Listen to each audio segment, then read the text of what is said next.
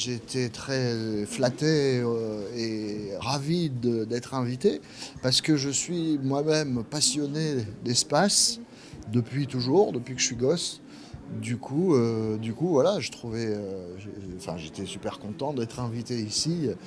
Au départ, j'avoue que je ne savais pas trop si j'étais légitime pour venir ici, à part en tant que spectateur. Mais pour être intervenant, je doutais un peu de ma légitimité, mais je n'ai pas prétendu être un scientifique confirmé. Et les gens savent que je ne suis qu'un artiste, mais étant passionné d'espace, voilà, ils avaient envie de me poser des questions, donc je suis là avec grand plaisir.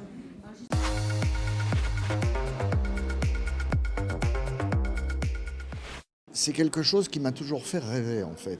Et je me souviens quand j'étais gosse, j'avais la chance de vivre en pleine nature à 2 kilomètres du premier voisin, donc zéro pollution lumineuse.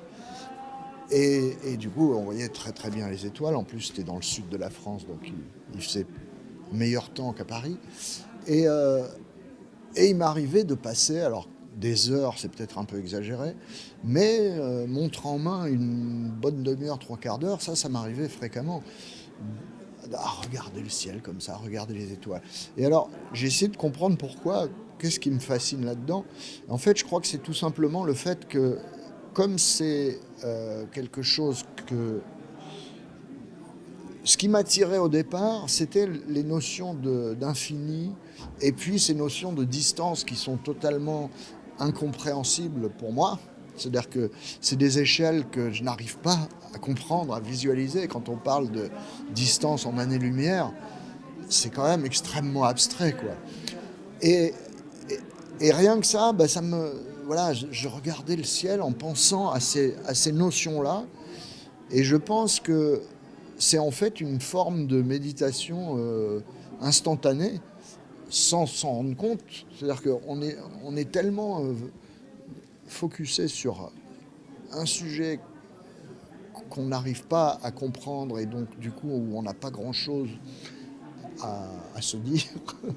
On est juste là en train de regarder, en train de rêver, quoi. Donc je pense que c'est ça, moi, qui m'a attiré au départ.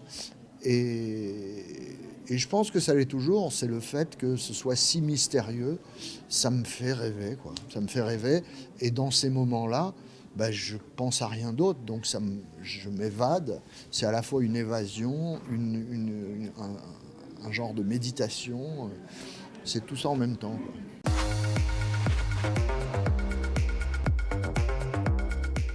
Je suis en train de faire un truc artistique, donc c'est mon interprétation et ma perception de ce que doit être l'espace quand on est astronaute. Parce qu'en fait, le projet, c'est plus précisément ça, c'est-à-dire que j'essaie d'exprimer en musique ce que ma traduction, si vous voulez, mon interprétation de ce que m'ont raconté les astronautes.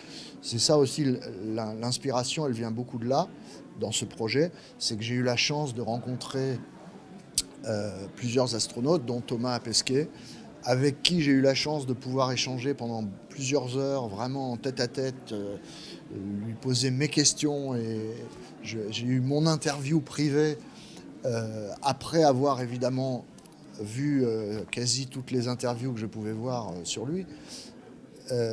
J'ai eu mon interview personnelle où là j'ai pu lui poser des questions beaucoup plus personnelles et beaucoup plus précises concernant les émotions et les choses comme ça.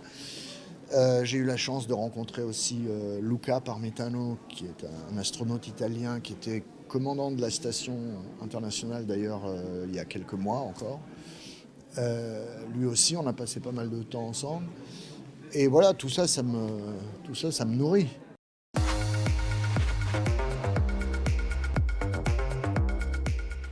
C'est pas du tout de la musique spatiale au sens bip bip, science-fiction, c'est pas du tout ça. C'est l'émotion, pour moi ce que j'ai voulu faire là, c'est retranscrire l'émotion des astronautes. Donc en fait c'est très émotionnel et très humain, quoi. Il y a un petit côté spatial, mais c'est pas du tout l'essentiel, c'est pas la direction. C'est-à-dire, il ne faut pas s'attendre à un truc que des synthés et des bruits de science-fiction. Non, donc c'est plutôt électro, pop, mais comme la musique que je fais souvent, c'est-à-dire que c'est une combinaison de toute ma culture musicale qui est extrêmement éclectique. Donc il y a des influences synthétiques, il y a des influences pop, des influences ethniques, des influences symphoniques. Ça contient tout ça, quoi.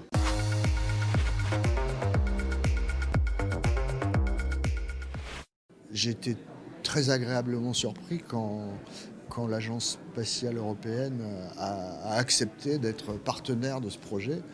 Ça m'a beaucoup honoré. J'étais très très content. Et, et puis ça m'a permis aussi, voilà, ces rencontres avec ces astronautes. Ils m'ont permis de visiter les installations à Cologne, le centre d'entraînement des astronautes. Tout ça, c'était pour moi des aventures. J'étais comme un gosse, quoi.